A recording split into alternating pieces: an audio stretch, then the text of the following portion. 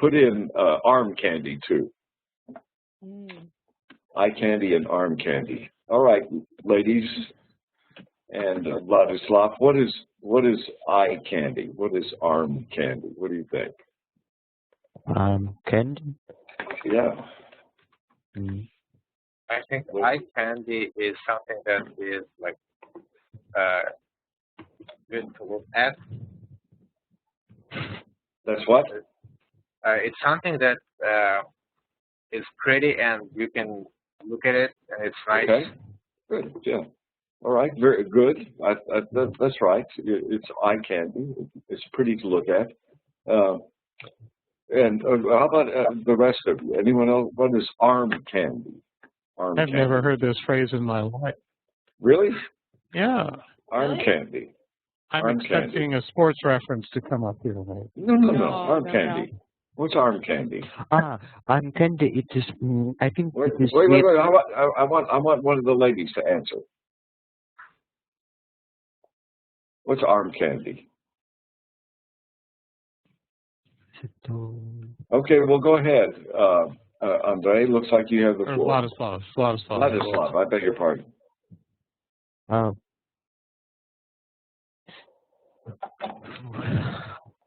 What is arm candy? I think it is something like toy, which you can. I don't know how it can be in English. Right. And anyone else have an idea?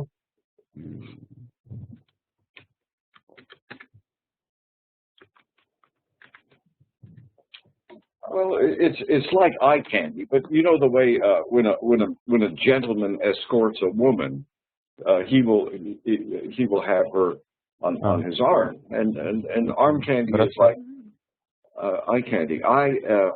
When my youngest granddaughter comes home from school at the end of the day at about 5 o'clock, 5:30, she normally sends me a text. She'll send me a text and says hello and a little text message, SMS. And yesterday, in one of her messages, she said, "There's a party in my mouth." I just put that in chat. There's a party. There's a party in my mouth. And I had no idea what she was talking about, and I was kind of reluctant to even respond until I knew. And I asked my students last night in class what that meant. There's a party in my mouth, and everyone knew. Professor Smith, I'm batting 1 out of 3. I hadn't heard of arm candy. Party in my mouth. There's a party in my mouth. Something's very wonderfully tasty. Yeah, like it. I said, well, what is that? I asked my students, and they said, oh, it means that you just ate something that tastes really good. There's a party in my mouth. I'm not sure that translates literally, does it? I wouldn't even try. That reminds me a lot of, there is this children's show, Yo Gabba Gabba.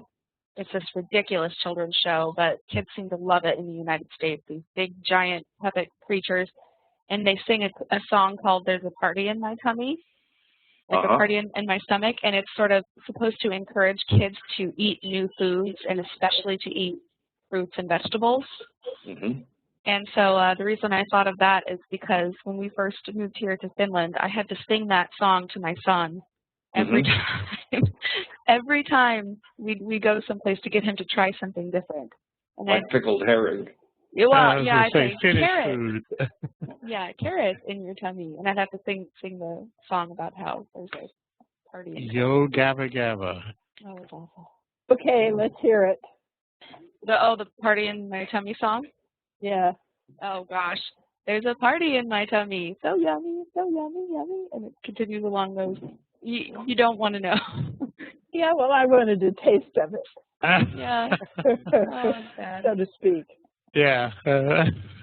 Yeah. Well, shall we run quickly down our roll here? Andre, we have seen and heard you. Good evening. Daria, good evening. I'm not sure we've seen or heard you. Hello.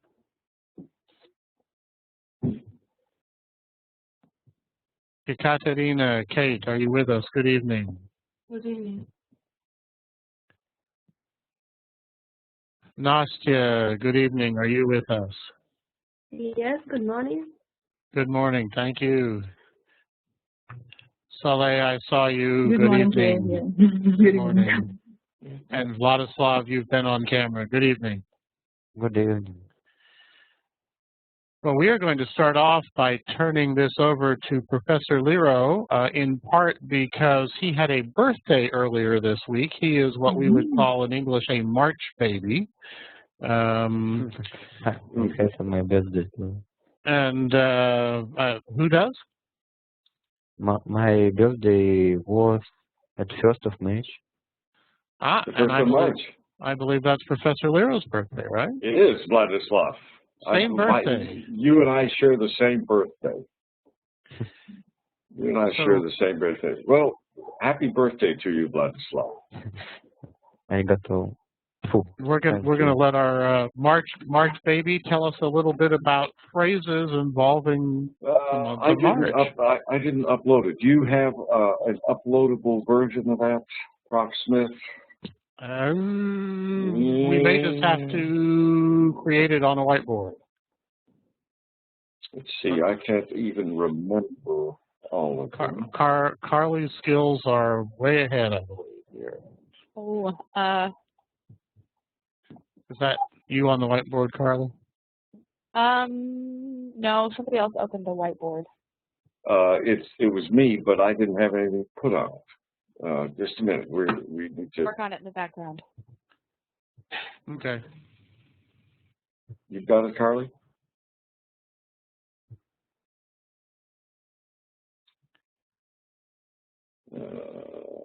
Hang on a second. The month of March, because it is oftentimes the first month of spring, has a large number of phrases and metaphors and descriptions that involve the month.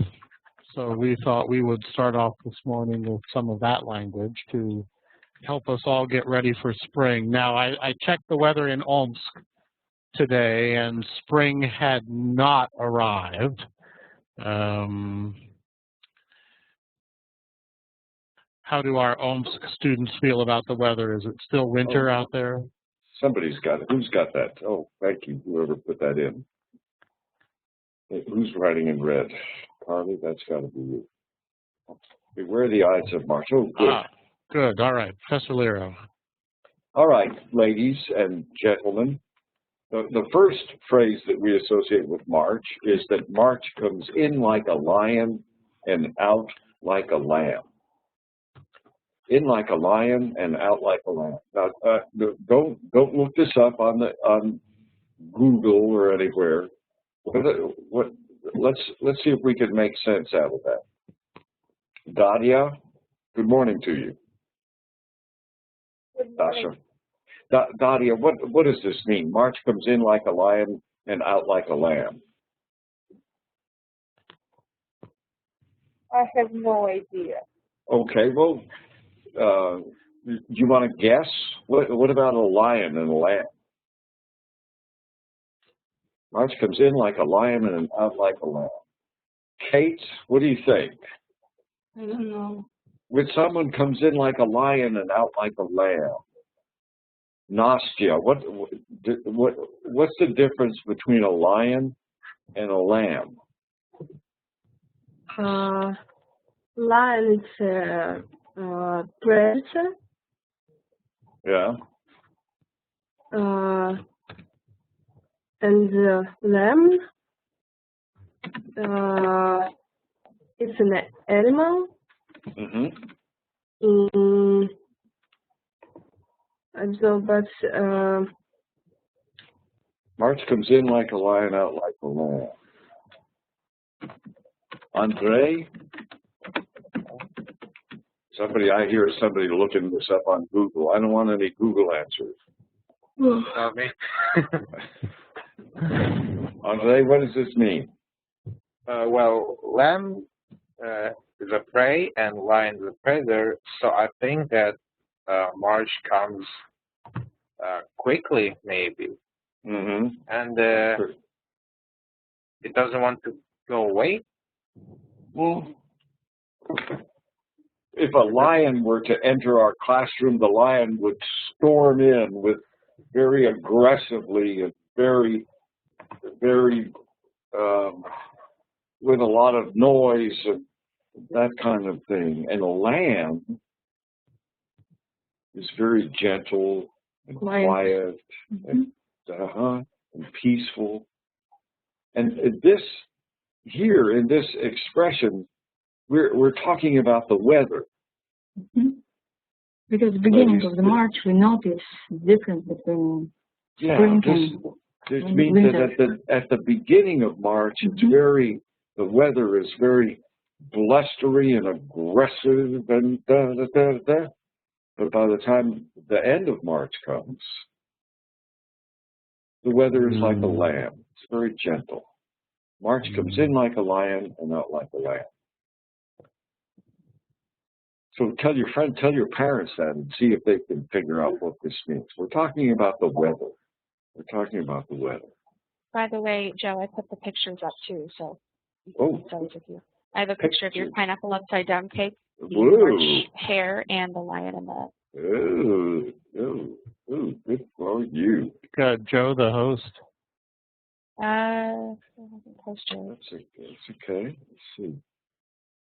All right. So our next, I don't need to be the host. The next expression, Nastya, would you read that? The where? Nastya, would you read that? Where is it? It's on the tab called whiteboard. Whiteboard.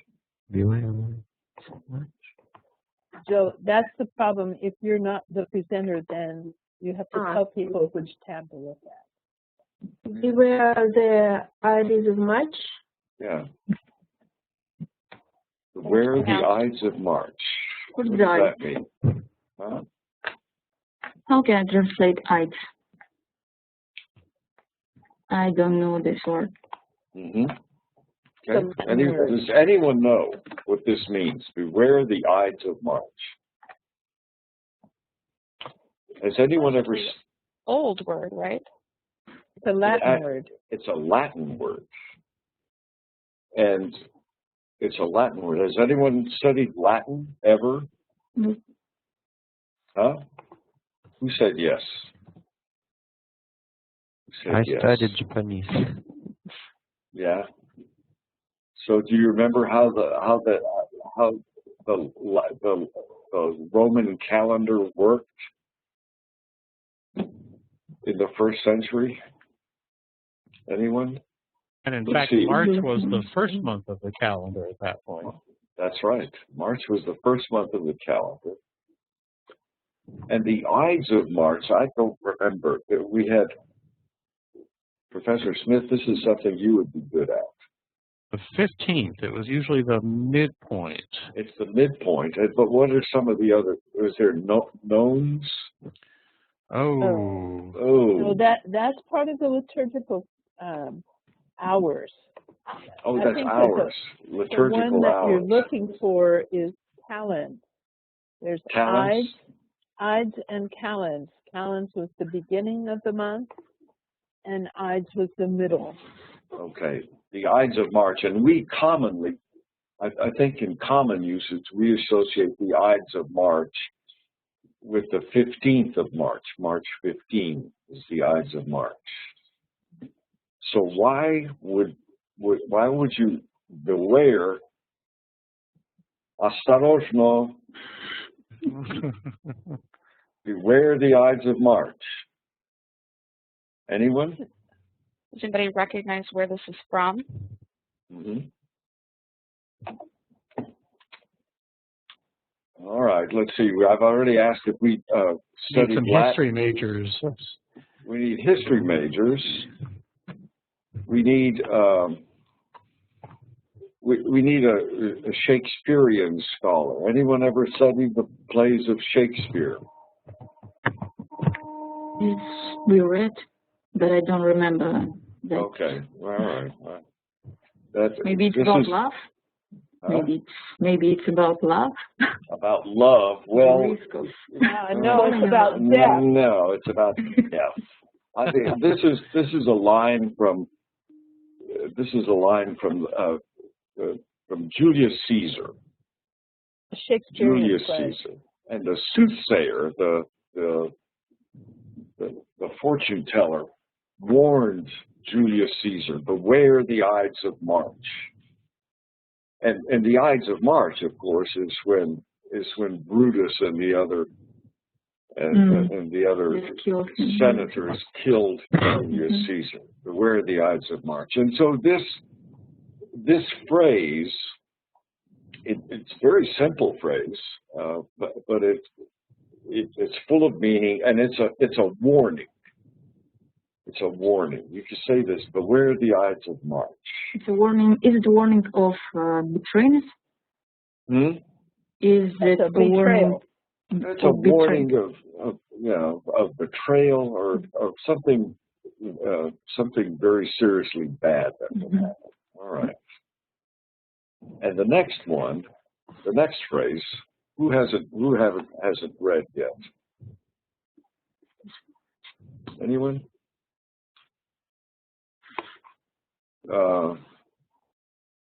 Let's see. Nastya, have we heard from you? How about the one that's marked there? Mad as a March hare. Yeah, mad as a March hare. I suppose that in spring everyone wants love, and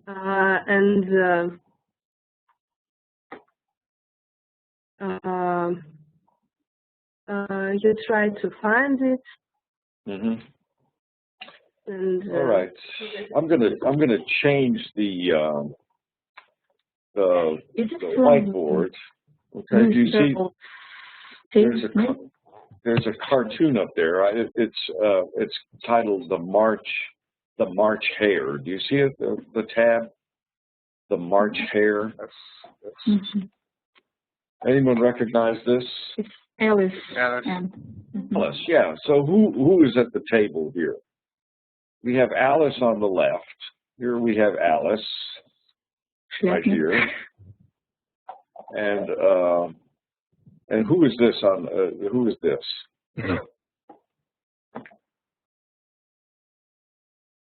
Sorry, Joe, we can't see who you're pointing at. Can we? You can't see it? Yeah. Yeah, there are two pictures. Everybody see it? So who is this figure? Anyone? This is the Mad Hatter. Now, when we say mad here, we don't mean angry, but we mean mad, a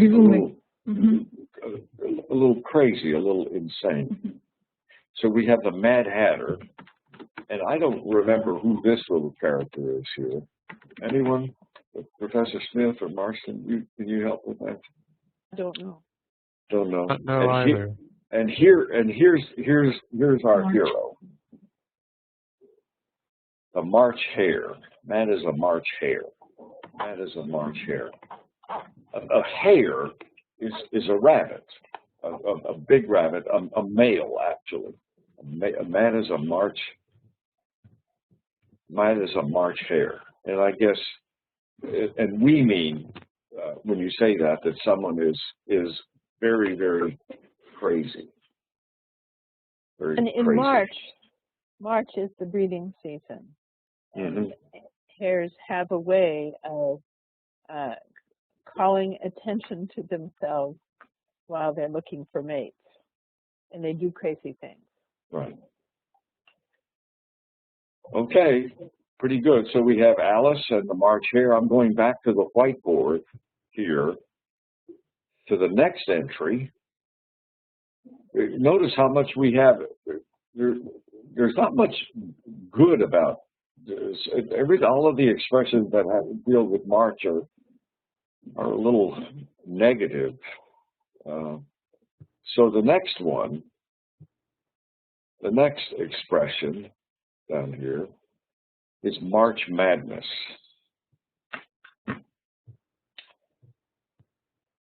How about, anyone know what March Madness is? Well, it's the same breeding season. Breeding season? Well, no. That's a good guess. It's a good guess. That makes sense. This is finally a sports reference, is it not? This is a sports reference. And it's a sports reference. And what particular sport are we talking about here? It may not be on anybody's radar because it's not hockey or not ice skating. That's it. Football? Now, what sport are we playing in the winter time in the United States? And Basketball? Exactly, basketball. Good for you. Basketball. And March Madness is the championship series. March Madness is what we call a championship series. And it's called March Madness because there's a lot of basketball in a very short period of time. Every day there are 2 or 3 games, and as we work toward the end, and the list of teams gets smaller and smaller. That's called March Madness. March Madness. Okay, here we go. And the very last item on this list. Kate, would you read the very last item? What are we talking about here, Katya? Spring forward, fall back.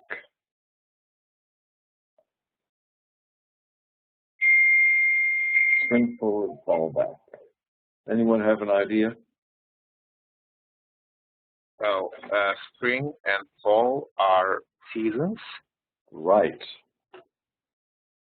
Spring and fall are seasons. Good. So spring changes actually winter, but here for some reason it changes fall. Mm-hmm. Maybe in some places that have no winter. All right. What did Russia not do this year in the winter season that you've done for many years? Didn't do last year either. Didn't do last year either. Oh, change the time, yes? Yes. Good. Have an hour for. Saving time. Mm-hmm. And this is the way you remember. And everyone says, "Oh, I can never remember which way the time changes." So there's this expression: spring forward, fall back. Spring forward and fall back. And for us, dear friends, that happens this coming weekend. Next weekend, yes. Next weekend. Which means that we will get an extra hour of sleep, and instead of seeing your happy faces at 7 o'clock in the morning, we'll be seeing you at 8 o'clock in the morning. Okay? So we will look forward to that, Professors Smith and Marston and myself. Lord knows about Carly. I don't know. Yeah. Not so convenient. not so convenient. So anyway, so good. That's pretty good discussion. March. Does anyone have a favorite of these expressions? Which one do you think you would like? What's your favorite? My favorite is Beware the Eye of March, because it has a context. It has a historical context, and there has to be some knowledge to understand this. Mm-hmm. All right. It makes you, if you say this, it makes you sound very literary, very highly educated. Okay. Well, good. Anyone else have a favorite? No other favorites. Okay. All right. All right. Well, thank you, everybody. We actually have one short assignment that we have forgotten to do for at least 1 week, maybe 2 weeks, and that was your elevator speeches. Does everybody remember what an elevator speech is? Saleh, I see you on screen. Remind me what an elevator speech was? Elevator speech is a very short story about yourself that it's so short that you could speech it in elevator during you go down or upstairs. So if I meet you on an elevator, Saleh, what is your elevator speech? My elevator speech will be very short. Hi, my name is Solia. I'm 29. I'm from Russia, Omsk. I graduated from Omsk State University. My major is sociology, and I am university instructor. Very nice. Everybody see what she did? Gave me just the facts, right? Very short, maybe 10 seconds, 12 seconds. That's all the time you've got. Vladislav, you want to tell us your elevator speech? If you and Professor Marston meet in an elevator, what would you tell her, Vladislav? My name is Vladislav. I study at Omsk University. I like Japanese culture and I like physics science. Very nice. Professor Marston, and what was interesting, Vladislav, about yours was you had some hooks. Remember this phrase? Something in there. So when Saleh told me about what she did, I may think up a question. And when you told me what you did, Vladislav, I might think up a question. Professor Marston, what might you what hook interested you from Vladislav's elevator speech? Oh, Japanese culture, of course, because it was unexpected. So I might ask, oh, Japanese culture, tell me about that. Japanese culture is very different, and I can't describe it in one word. And how is it that you come to be interested in Japanese culture? I like Japanese language and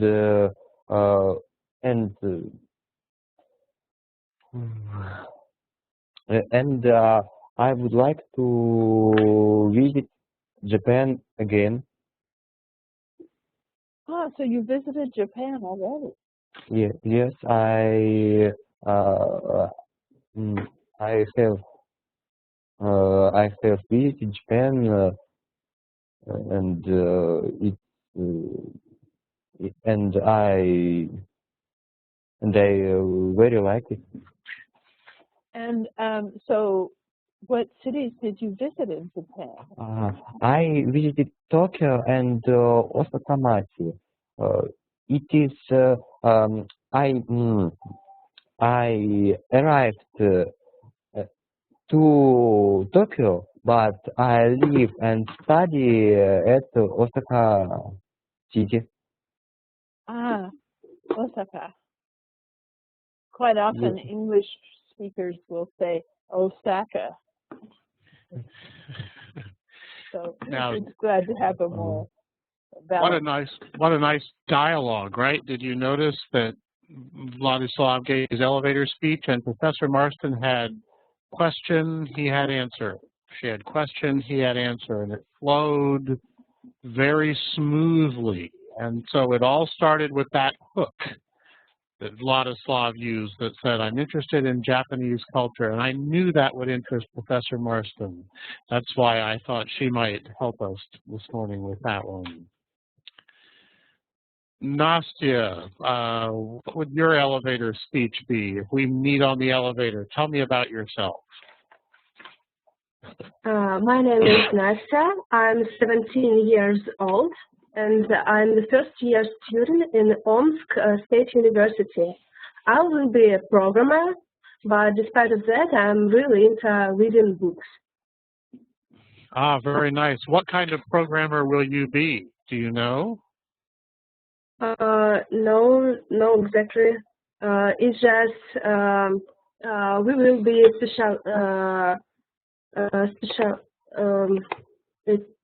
we will be choose the specialization later or next year. So you'll choose your specialization next year. And might you program in the business world, or would you program phone apps? What sorts of things might you program? I might program in the business world. Yes, I can work in economy sphere. Also, I can I might be programmer in some other spheres, in a computer sphere, of course. Okay, very nice. Well, good to meet you. Kate, do you want to give us your elevator speech? Hi, my name is Kate. I study chemistry at Omsk State University. I also like animals, enjoy cooking, and reading good books. And Professor Lero, I bet you have some questions for Kate. I didn't hear you, Kate. Could you give your speech again? My name is Kate. I study chemistry at Omsk State University. I like animals, enjoy cooking, and reading good books. Okay, I'm having Cooking and reading cookbooks. Cooking and reading cookbooks. Oh, you like to cook? Yes. What do you like to cook? I like Italian cuisine. Pasta, pizza, lasagna maybe. Also, I like baking. You like baking. I'm not a very good baker, though I do want to show you. Let's see, Vladislav. We were talking about our birthdays the other day. I want to show you another photograph up here. I've clicked on the whiteboard to the thing that says Photo 2. Do you see it? Oh, please. You have to click on the tab at the top. Yes. Click on the tab that says Photo 2. Okay. Now, Kate, I did not make this. My wife did.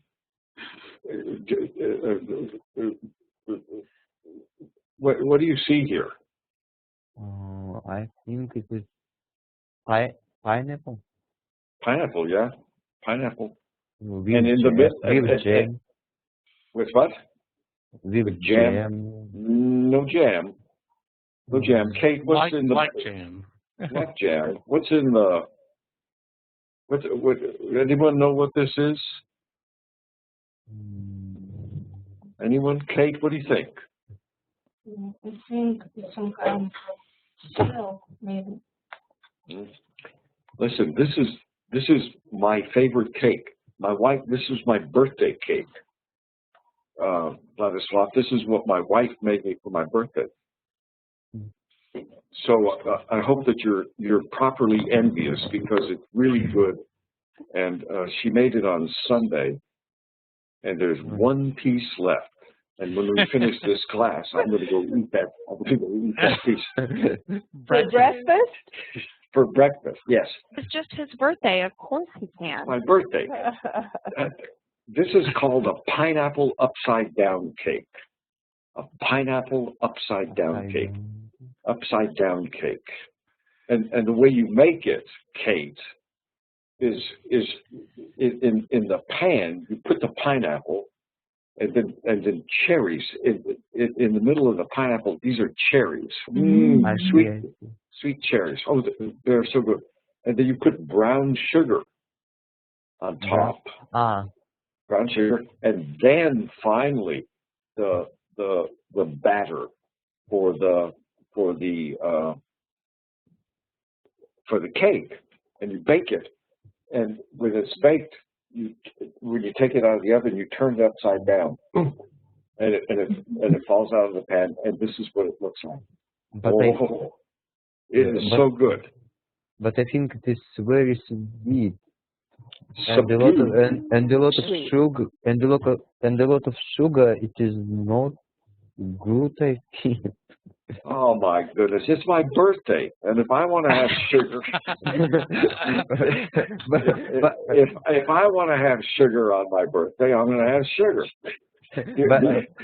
But for me, I don't like eat sweet a very sweet cake because I don't like it. Yeah. Okay. Well, live and learn. I think you're not invited to Professor Liro's party. No cake for you. Then you shall have no pie. No cake. What I've noticed is that our desserts in America tend to be much sweeter than desserts in other countries. Perhaps not all of them, but it seems as though some of the desserts that I've had in Russia and even here in Finland, they're nowhere near as sweet. Okay, Kate, I have typed the name of this dish in your in the chat. The pineapple upside down cake. And Carly wrote something. Excuse me. Carly wrote something next to the picture. Yeah. Oh, I see it. There it is. On the whiteboard. And if you were to see it, you will probably have to reduce the size of the picture. So look for the magnifying glass at the bottom of your screen. And if you reduce it, you'll be able to see what Carly wrote. All right. So Kate may have to try your recipe, Joe. Kate, try this. Try this. I promise you, everyone will love it. It's so good. Oh, Kate, do you have a favorite pastry or dessert that you like to bake? I don't have favorite because I often cook to someone and I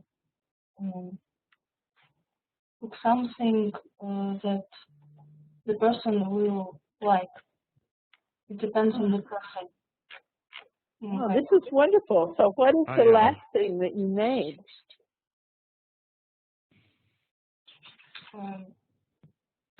It was a chicken with sour cream, cheese, and tasty.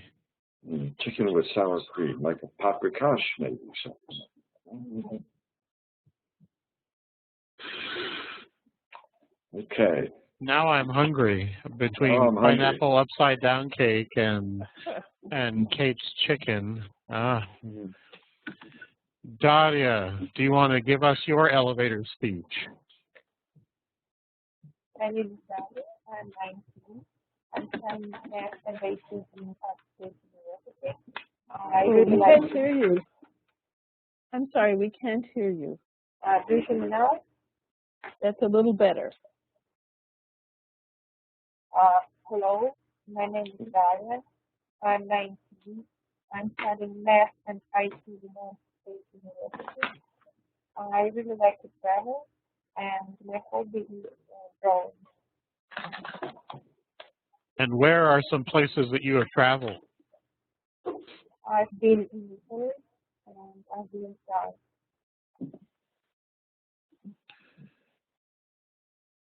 In Poland and where? In Italy and in France. Oh, in France. Italy. Oh, Italy. Ah. And what did you like best about Poland? I've never been to Poland. Oh, I thought you said Poland. That must have been my mistake. I believe Okay, well, just Italy and France, right? Italy and France. Yes. What did you like best about France, then I will ask?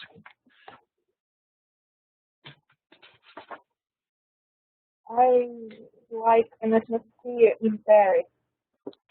The people who live there, their culture, their way of life. Yeah. Are they romantic? I don't know because I not actually talk to people who live there. Yeah. Well, the image, you know, the popular image of Paris is that it's a city. It's a city for romance. And I just wondered if that was your experience, or if you met any romantic Parisians. No. In time. And Professor Marston, would you have a question maybe about France? Did you like the food? Uh-huh. It's delicious. And can you remember anything that you ate that you liked? It's famous traditional dish, onion soup. Onion soup? Mm-hmm. Onion soup, yes. Yes. Soup à l'oignon gratiné with cheese on the top. Uh-huh. Yes. Mm-hmm. And part of the reason I asked Professor Marston to ask questions is you heard Professor Marston's elevator speech 2 weeks ago, and she's actually a professor of French.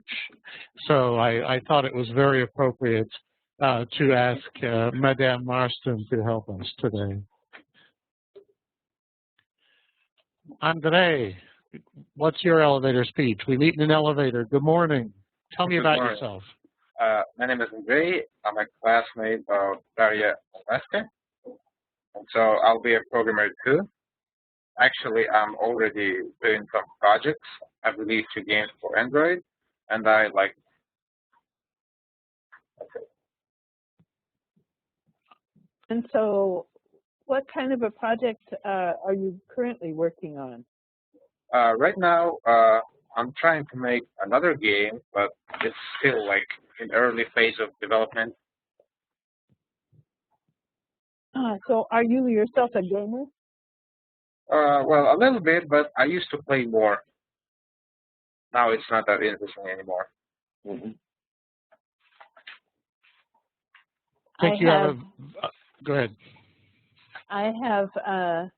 I'm friends with one of my neighbor boys. He's in high school, and he's studying to be a programmer. And so I asked him if he played World of Warcraft, because he made some reference to it. And he said, yes, I did when I was a kid. Mm-hmm. 16. I played it too.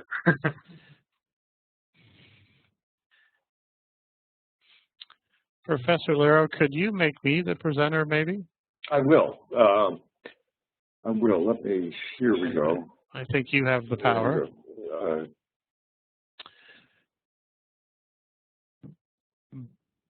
Because we have a very prominent news event, I thought we might take an opportunity to talk a little bit about what's going on in the news. And what I am putting up on the screen in the tab CNN is what American readers are reading this morning about President Putin and the situation in the Crimea. So last week when we left, we had very good U.S.-Russia relations. The Olympics were ending, and Russia won all the gold medals. That was very good. And everybody was very optimistic. And then over the course of the last week, we've had some tensions develop. That's a very diplomatic word, tensions. We are not going to ask you to tell us your political views. You may want to, and that would be fine. What we thought we would do is discuss this as a current events topic. Maybe ask you to help us understand a little bit about the history and politics of Russia and the Ukraine. Vladislav, I see you on screen. Do you want to tell us some a little bit about the current situation? As I said, you can say just facts. You don't have to give opinions if you don't want to.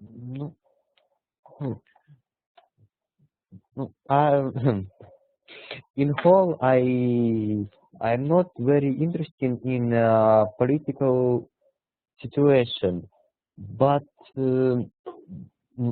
from history in university or in school, I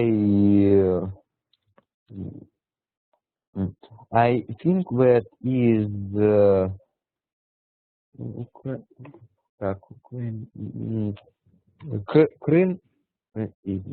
Crimea, we would call it the Crimea.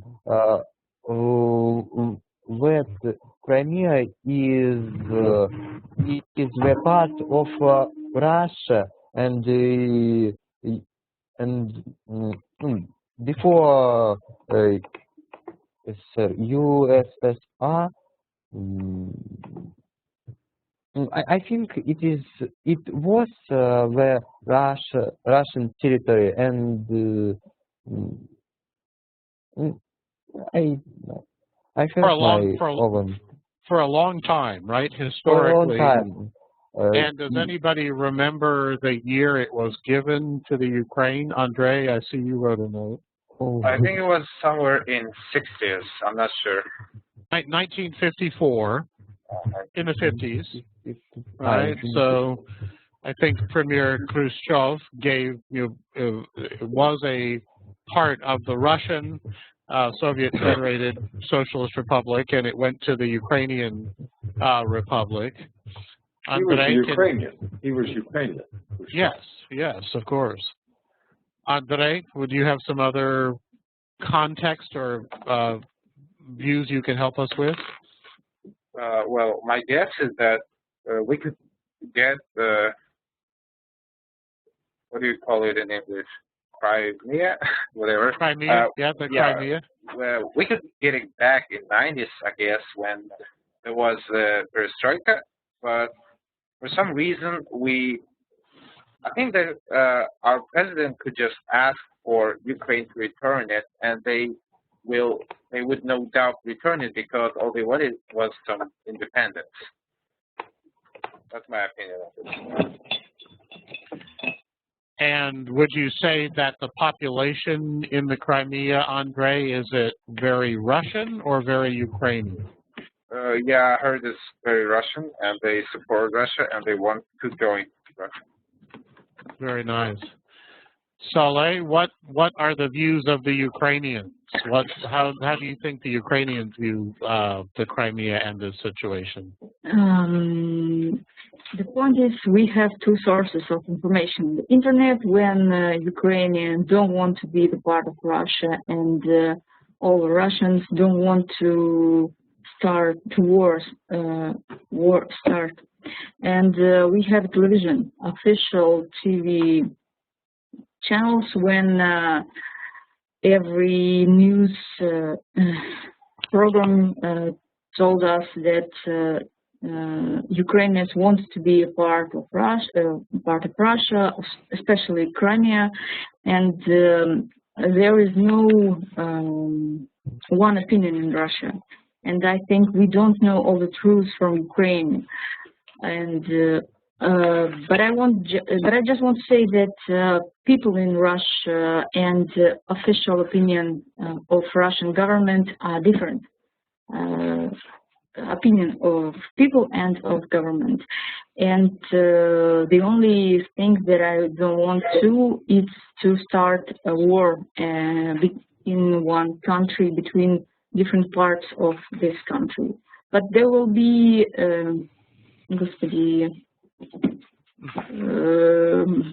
народное собрание, референдум, я не знаю, I don't know So how. there will be a popular election. Election, yes, where the people in Crimea will make a decision. Will they be in Ukraine? Will be a new independent country, or they will be in Russia? I think we just don't have to start a military intervention is one word. Yeah, intervention. Yeah, maybe. That you have heard in the West. Yeah, so thank you, Sala. You are exactly right. I think there are two very different, we might call them camps, right, or ways of thinking about it.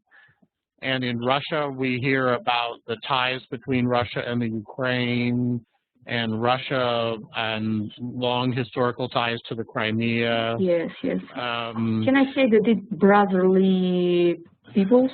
Yes, so your fellow Slavic peoples, right? Yes. But there's one problem in Ukraine. They have new leaders. One of them are nationalistic, and there is that bother me, and I don't nationalists. Yes. Yeah. And it's something that terrifies me. Because you're a sociologist. What's a nationalist? How would you define a nationalist? Nationalistic power in Ukraine is something that's very close in ideological core to German nationalistic idea. And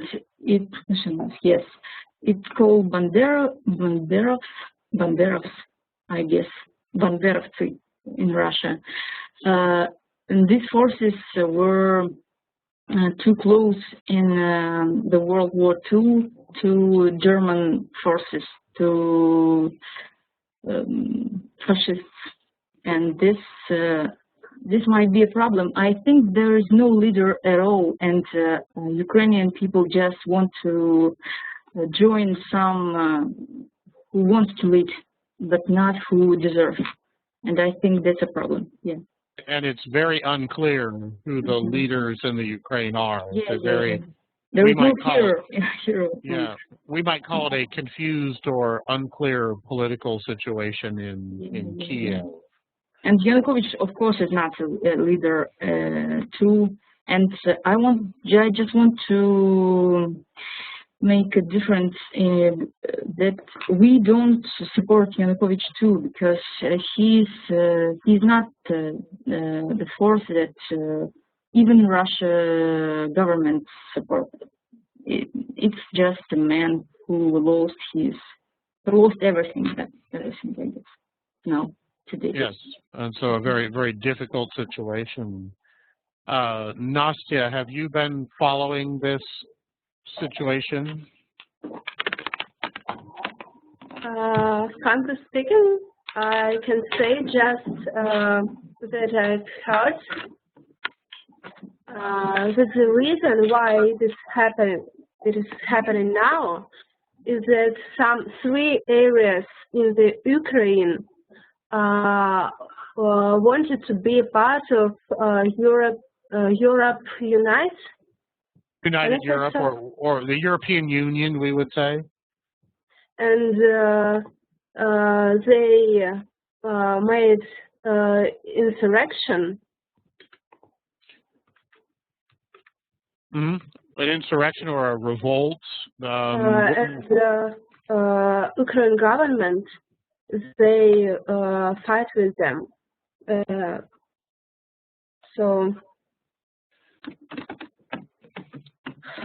So Andrei, I see you put the note in the chat. So President Putin had a press conference today, and what did he say, Andrei? Did you watch the press conference? Just a little bit of it. So he said that Yanukovych is still president, and that like our military forces here on behalf of his order. So I think it was the way just to make all the situation not that tight, in my opinion. And Yeah, Andre, since you're on camera, I'll ask you, how is the United States reacting? What kind of reaction are you seeing in the United States? Do they agree with Mr. Putin? No, I think I've seen one interesting phrase. It was something like Russians invade a country in 21st century as though it's still 19th century. But, you know, all those wars in Middle East are very similar. I mean, the United States were invading countries too. So I think it's just double standards, in my opinion.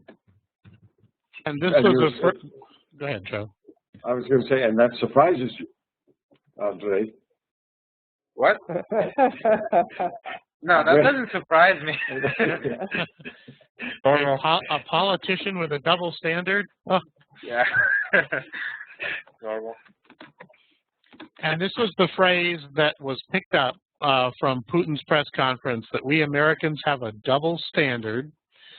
And Andre, he mentioned several countries in particular. Did you listen to what Putin scolded us? Putin scolded the United States and said, you have a double standard. Here are some countries you invaded. And did you watch that part of it, Andre? No, I didn't. He said, you Americans, you invaded Iraq, and you did not have a UN mandate.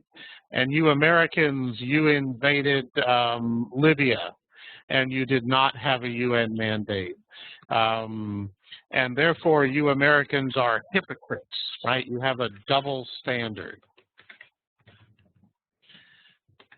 This picture we have on the screen of Mr. Putin, Daria, how would you describe this picture of Mr. Putin? Is it happy and joyful? Or how would you describe Mr. Putin on the screen there? He's not happy and he's not enjoyable. I think he's thinking. It looks like he's thinking, right? Because you see him all the time. Does he look friendly, or does he look perhaps a little mean or stern? If I'm an American and I don't know him, and I look at this picture, what am I going to think about Mr. Putin? I think you don't think that he's friendly. Yeah, none of the pictures of Mr. Putin have him smiling, right? We Americans like smiling politicians. Yes, Carly has said it looks like he's about to judo chop somebody because, of course, he is a very accomplished judoist. Judoista. Judoista, right. Judoista. Oh, is that multicultural or what? Wow. So the Americans are very, what's a good word, Professor Marston or Leroy? Incensed? Yeah, that would do. Outraged. Outraged, upset. And confused. Andre, confused, yeah. Andre, you talked, I think, about a headline, right? Russia invades the Crimea. Many Americans would see this as a military invasion, even though the situation is very unclear. And most Americans, we have to admit, probably could not find Ukraine on a map. And even if they could find Ukraine on a map, they would have a hard time finding the Crimea. Have we not, Professor Marston? I have a question about this invasion, because I understood that at the breakup of the Soviet Union, there was a question about all of the military bases in the Crimea. And technically they belong to Ukraine, but in fact I understood that Ukraine turned them over, let's see, the word is, I think, a long-term lease. Yes. To Russia. So in fact, an invasion might be a very inflammatory word. It might be more like the Russians who were already in those Crimean bases might have just, walked up to the gate of the post and said, hey, and that might have been seen as an invasion. In fact, I think the language here is very important, but I think that it doesn't seem to me that if the Crimea is already full of Russian bases, that we can talk really in terms of an invasion. And so I will give a parallel example for the U.S. The United States has had a base for a long time, over a century, in Cuba. It's called Guantanamo. Mm-hmm. And the Cubans have no control over this space, just as I imagine the Ukrainians don't have any control over the bases left over from the Soviet Union. And so it would be parallel. If the U.S. decided, for example, to invade Cuba, all they'd have to do is go out the gate. Now, they're not going to do this, of course, and the situation seems to me a little different because I know there were a lot of Russian military exercises on the border between Russia and Ukraine, but this situation, like many political disagreements, is a lot more complicated than we think.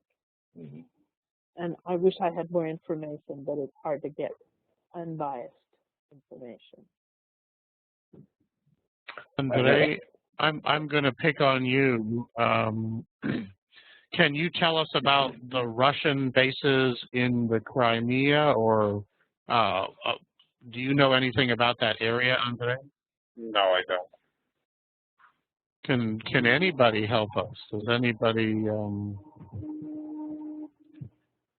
My understanding was there were some Ukrainian bases and some Russian bases.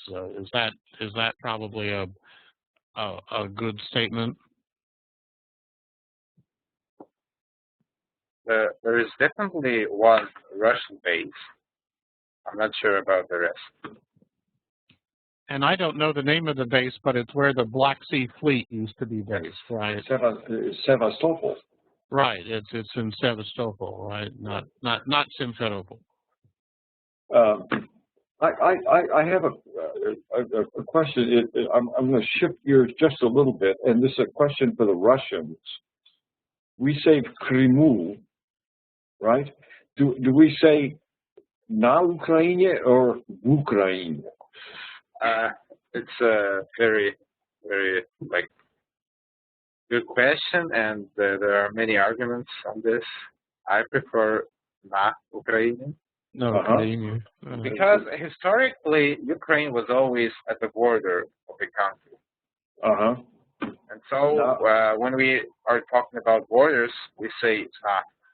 No. And anyone else have an opinion?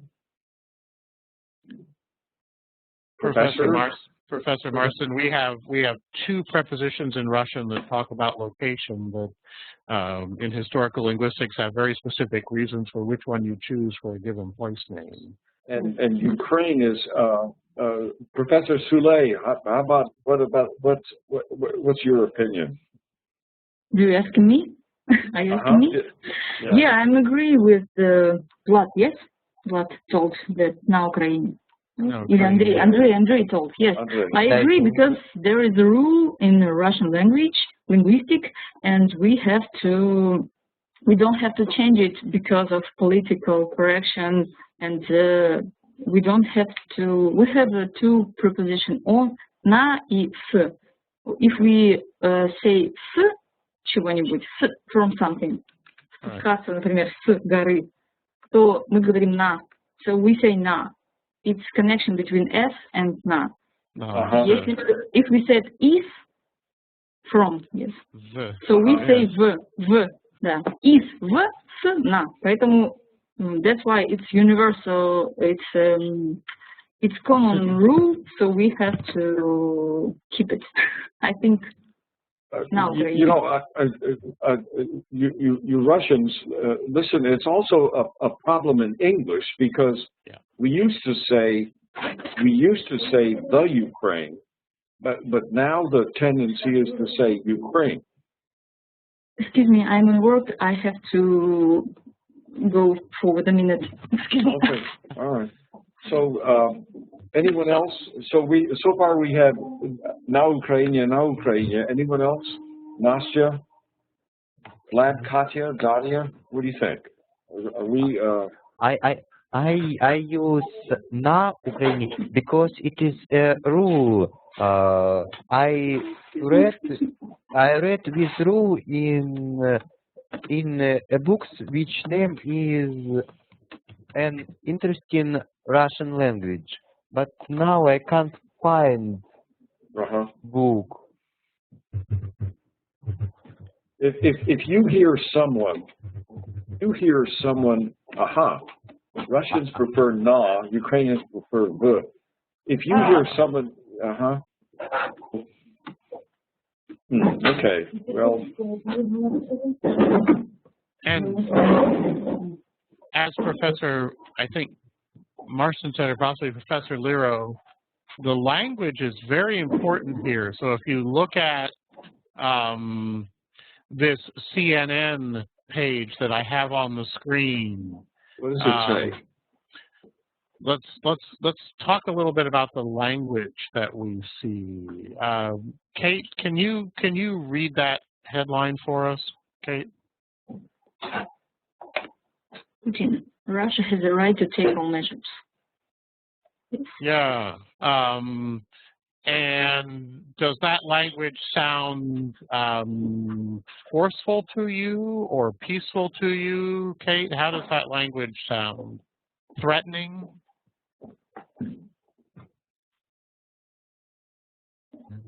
What is your sense of that language, Kate? Is it neutral? Is it threatening? Is it peacemaking? How would you describe it?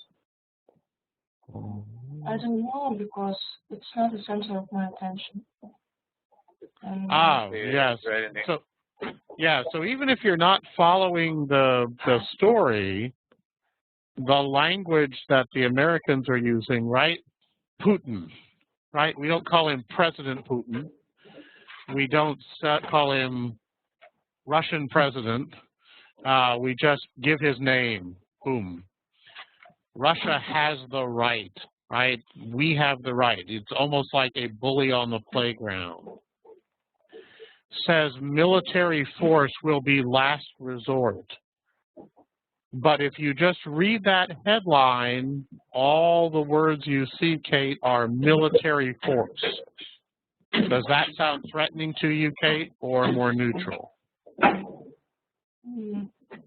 think it's not neutral.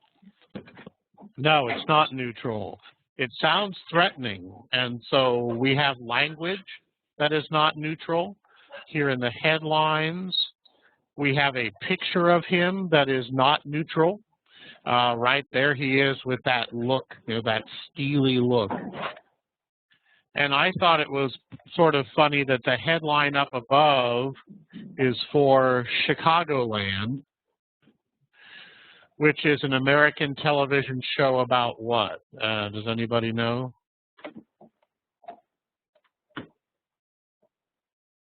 Professor Marston or Lero? I don't know. It sounds about gangsters. About gangsters. And frequently, I know that one of the threats or characterizations of Mr. Putin is that he's something of a gangster. right? He does what he wants. Oh, like Chris Christie. Like Chris Christie. Yes. It's not at all uncommon in the American press for President Putin to be described as a former KGB. Yes, Former KGB. And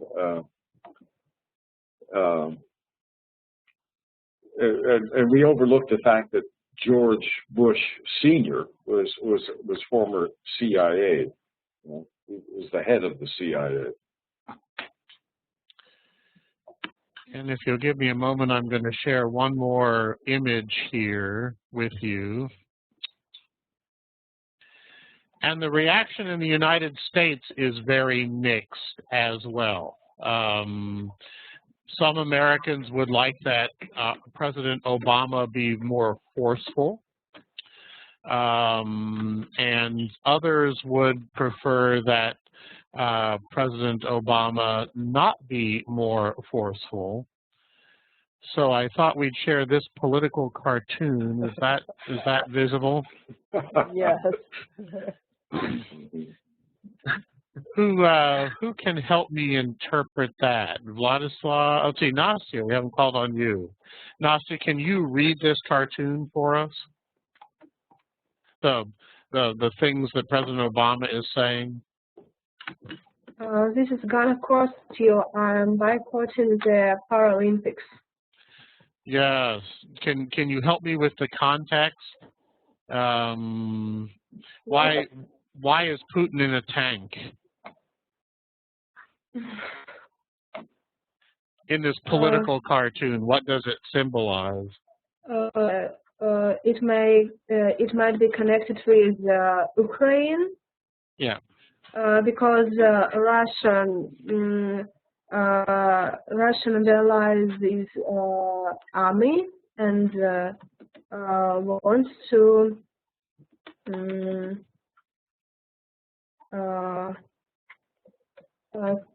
take it to Ukraine. Yeah, so it symbolizes him using military force, right? That phrase from CNN. And in fact, it says right on the tank who it is, right? It's Putin. Why is Mr. Putin not wearing a shirt, Nastya? Where's his shirt? I don't know. Daria, I saw you on camera. Can you tell us why is Mr. Putin not wearing a shirt?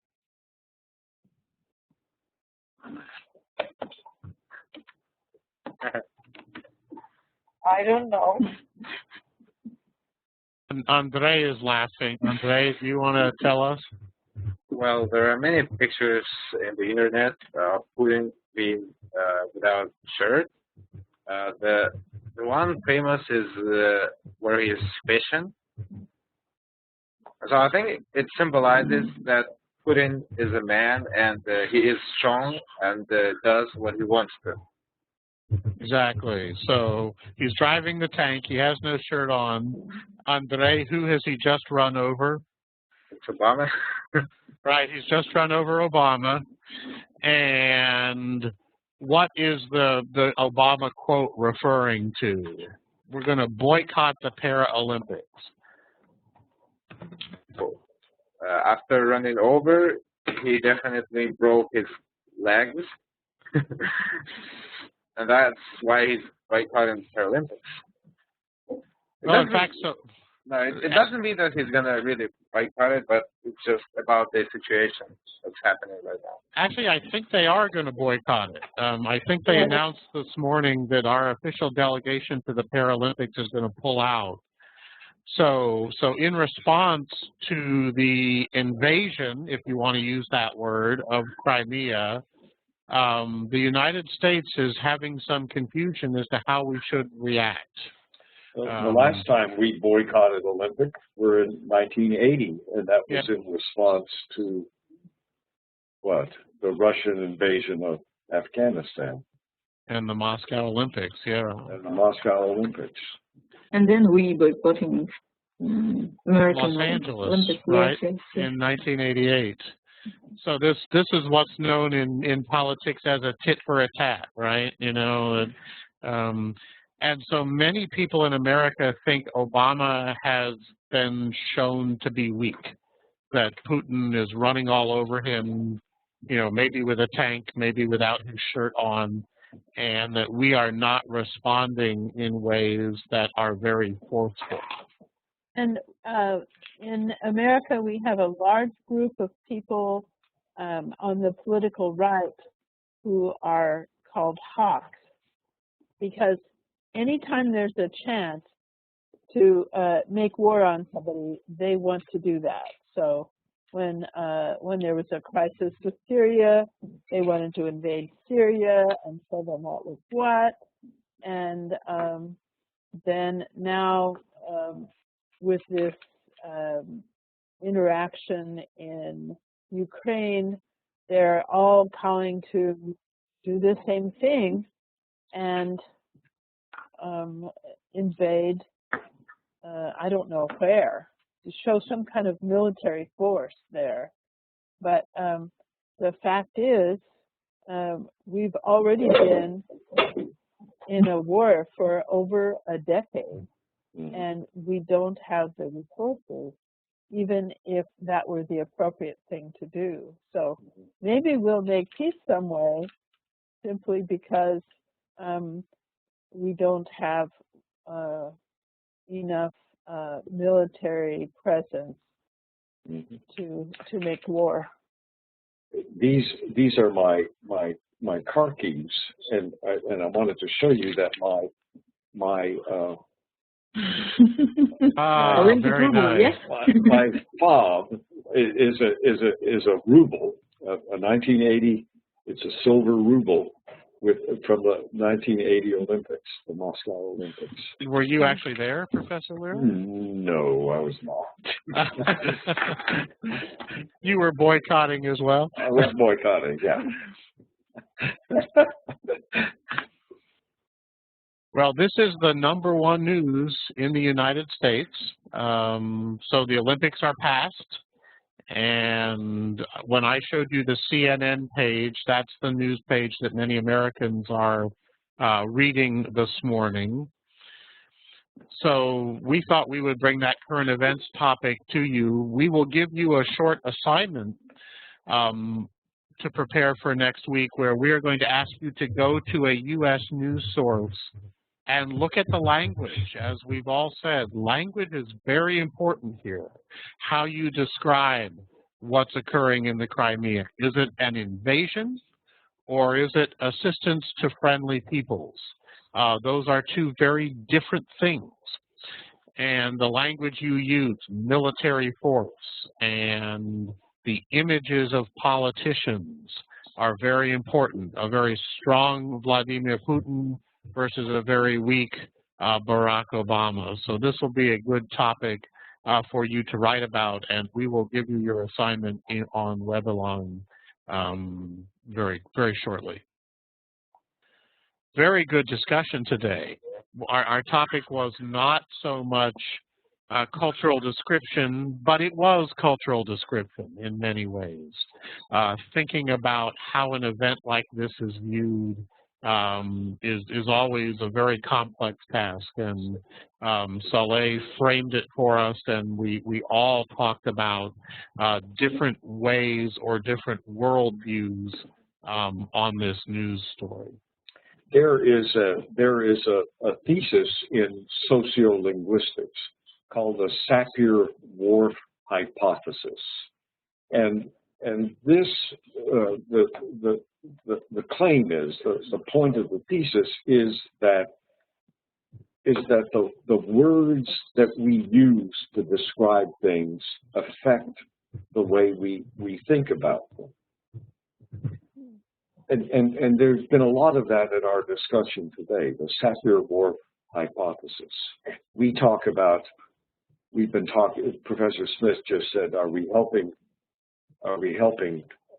people with whom we're sympathetic, or are we invading? Well, it depends, and the words that we use affect the way we look at the situation. We talk about abortion. we talk about pro-life and pro-choice. Well, those are really anti-abortion and pro-abortion, but we select those words because they ennoble, they give a richness to our position. The Sapir-Whorf hypothesis. Someone typed it into the chat. You might find it interesting to look up this theory. It's really interesting, actually. Yeah. Not something I know. Well, thank Okay, you all good. for a very good and rich discussion today. I will thank you all. I was marveling at how much difference a week had made. Right, last week it was the Olympics, and there were very friendly feelings, and Russia-U.S. relations were on something of a high, and this week, as the Americans would say, not so much. So have a good week, and we'll convene next week. Actually, is that correct, Professor Lero? Is next week spring break? Professor Shesterkov, where are we on spring break?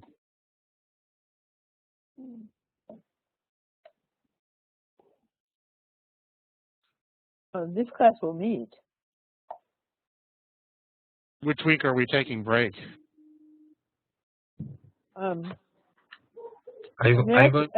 Americans get breaks, but we don't have one. I think Russians don't have a spring break. Okay, well, then we'll be here next week. We'll be here next week. We'll be here next week.